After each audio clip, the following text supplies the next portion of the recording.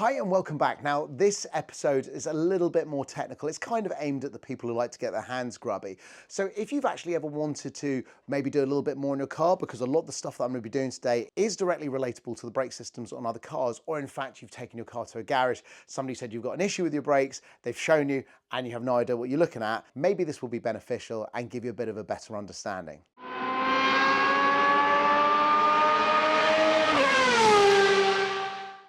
Hi and welcome to a very different episode, because today I am going to be talking about brakes. Now it's no good going really fast if you can't stop. Now part of the process for the brakes on the DeLorean started a week or so ago. I haven't got it all on footage, but this is basically what's left. I started with a caliper in this kind of condition. It's actually very, very similar.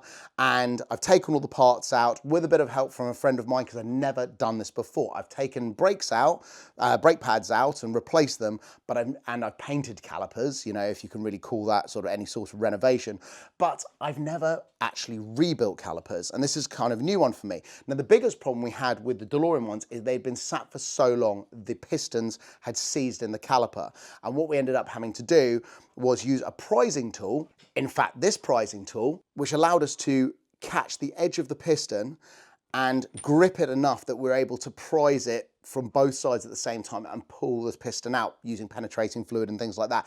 It wasn't a particularly pleasant job, but when the calipers have been sitting around for over a decade, unfortunately that's what's going to happen. So we've got our seals, our pistons, we've got these go on the inside of the piston sleeve. We've got these retaining clips for the piston seals, and then obviously these horrible old pads. Now I've got the second camera here so you can see up close. Hopefully you can see well enough. So as I said, we split the calipers apart, we started taking the parts out of them, and then we ended up with the bare caliper, which I have then had powder coated. Nice and painted. Now, unfortunately, DeLorean alloys have got multi-spoke wheels, which means you don't really see this through, but I thought it'd be a bit of fun just to have a nice bright color on it. And they look really, really good. They're super clean inside, and I'm gonna have to use some grease on this, obviously, to make sure everything goes in properly, but it's really nicely finished.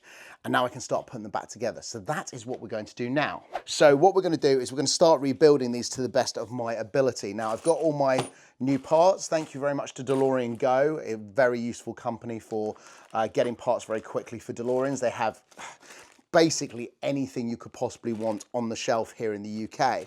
I know there's only a relatively small audience of us that need the parts, but if you do want to keep one on the road, like most cars, you are going to be replacing things from time to time. So we've got the bolts for putting these back together again.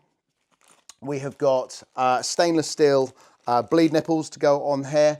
We've got the new rubbers that go on the inside of the piston sleeve. We've then got the locators and then the piston rubbers there. So it's just knowing which way to put it all in, and then we've got some grease, some very special grease which doesn't eat away at the rubber over a period of time to be able to put these back together. So what I think I'm gonna do is I'm gonna get rid of all this horrible stuff because I am replacing all of it. I've got new pistons here as well. So all of this is gonna go. However, I'm not going to throw away the actual pistons themselves. Everything else can kind of go, and I might even keep some of the main bolts. They're just handy to have because they're funny threads and all the rest of it. So you never know. But I think we'll keep the surface as clean as possible, so we'll get rid of these bits. Now, if you don't know how calipers work, basically what you've got is your brake line in here. When you put your foot on the pedal, you're pushing a cylinder, and the fluid is pushed from the cylinder down the line and into here. It builds up the pressure behind the piston, forcing the piston out. But because we've got a piston either side, what we have here is I've just realized I've got the two wrong halves. How much of this am I going to have to re-record for no one to notice? Because you've got a piston on each side of the caliper, there needs to be a way that the fluid can go from one side where the hose goes in or the line goes in to the other side, and you have a joining line. So this basically, there's a hole here, and I'll try and show it to this camera. There's a hole here and a hole here, and that one's got a recess because it has a rubber seal that goes in it. So when the two go together, it means that you're not going to get oil leaking out. Unfortunately, right at the beginning of the video, I picked up this one, and that's of no good to me while I'm rebuilding this. So put that to one side. Anyway, no one will notice. So now what we need to do, as far as I'm aware, because I haven't done this before, I'm just working in reverse order. So what I believe I need to do is I need to put this grease on the inside of these pistons to make sure that everything's going to go in smoothly. Then we'll do the other one. So we've got 2 of these that need to go in. Now, if you can see inside there, inside the piston is a recess, and that's where this seal goes, and that basically stops the oil getting past the piston as the pressure builds up behind it. So we want to put that inside there, and that will just fit into the recess. There we go. Just like that. So that's 2 have got the seals in. So we'll take a couple of pistons out. These are brand new, so they should be good for a while. And then these should just slide. Now, because there's nothing sealing the back of these, the air can escape, so we should be able to push these down. But I've got no idea how much pressure to put on them. All I know is that when we took the pistons out and we checked it, all the bores were fine. So I don't know, do I put pressure on this and push it down? Oh, it started moving. That one's gone in. There we go. I'm assuming the lip is on the outside. Let's get that over like that. So if I push the piston down now, there we go. That seems to have gone round happily. We'll do that with the other one. So what we're looking at the moment is the outer seal. The outer seal stops any dirt from getting around the piston and into the bore. Then it's got a retaining clip. That retaining clip goes around the rubber and onto a lip on the actual casting, and that's how it's all held in place. Well, that seems to be holding it absolutely fine. Now on here there are actually 2 different bolt sizes. There's a smaller diameter on the outside and larger ones on the inside. So obviously you're not going to be able to get that the wrong way round. Again, need a little bit of grease just to go in there. And then we've got these tiny little seals, and that's what's going to seal between the 2 faces so that the oil can flow from one side to the other. And now we need to bolt it up.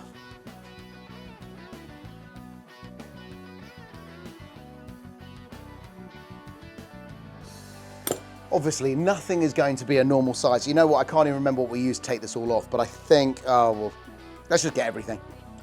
I'm hoping it's not my 17, because at the moment it seems to have disappeared.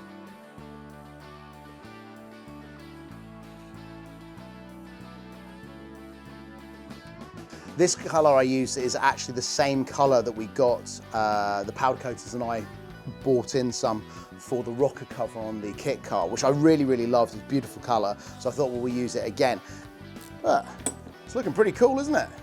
I'm sorry if this is the most boring video in the world. I don't intend it to be, but a few people get in touch occasionally and say there was aspects of what I've done on the cars that they would have been useful if I went into more detail. For general people interested in cars and looking at the DeLorean, you know, maybe they don't want me to go into too much detail, but these little videos are really handy for some people who are actually going to do these jobs. One day I hope the channel goes far enough that I can start actually investing in new tools that don't look like they're 20 years old, because they are.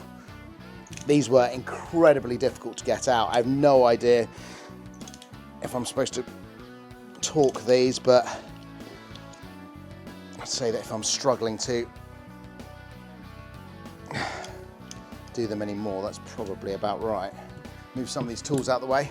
So that is the caliper back together again. We've got a cover for our bleed nipple there. Then the next thing to do is to put on our pads. I don't know if you've ever put brake pads on a car before, but these things stink.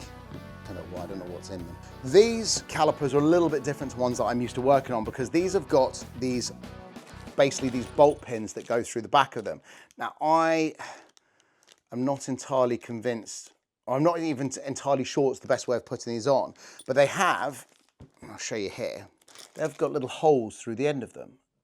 And I'm assuming that means that you can use some sort of pin to go through it. And I have got some small pins, but I don't know if they're going to be appropriate for the job. Anyway, so what we'll do is we'll put these pads in. I think they're identical. So I think they can both go in like that. Obviously, we've now got the thickness of the actual powder coating as well. So they might be a little bit sticky putting those in. Okay. Okay, so the pins that came out of these were actually sort of held in place, and then they were hit at the end. So the end sort of like expanded and then basically stopped it sliding out. These have got holes in for pins, and I don't know what I should be putting through, but I might have something I can use. I'll be back. Right, I was hoping I could find something that would look pretty nice to go through these, but these are just going to be too big. I thought I had some tiny versions of these. I actually remembered that they're actually up there on the kit car, up on the radio control car, these tiny little sort of key pins. I forget what they're called, but these ones are going to be too big to go through those holes. I think what I'm going to do, I found these are from a nail gun. So each one of these is obviously an individual nail. Right, one of those just goes through. In fact, there's almost no play in it, like it was meant to be. So, but I think they're too long, so I think I'm going to cut these down, and it's not like I've got a shortage of them either. Okay, so I've cut 2 of these down into these tiny little pins, and what I'm going to do is I'm going to bend one side of them first before they go in. So let's bend them around like that, and then that can go in, and very carefully, without damaging the paint, I'm going to bend it back. Put another one in. The only annoying thing about these is these are made of steel, or they're galvanized, so they're not going to last that long, although I think these pins aren't stainless steel either, so they might look tired in a year or two. Bend that over. Okay, so I think that's going to do the job. They're not exactly under load, so these 2 little pins here are going to stop these main pins coming through, and I think that's going to do the job. And I'm sure there's somebody out there laughing at me at the moment thinking, what am I doing? But I think they're fine. And that is one rebuilt brake caliper with all brand new parts. It's just the castings that are left. And I'm really happy with it. So thank you very much for watching. I'm going to do the other one in a minute, but I'm not going to drag you along for that one as well. So I will see you in the next episode. Thank you for watching. See you later.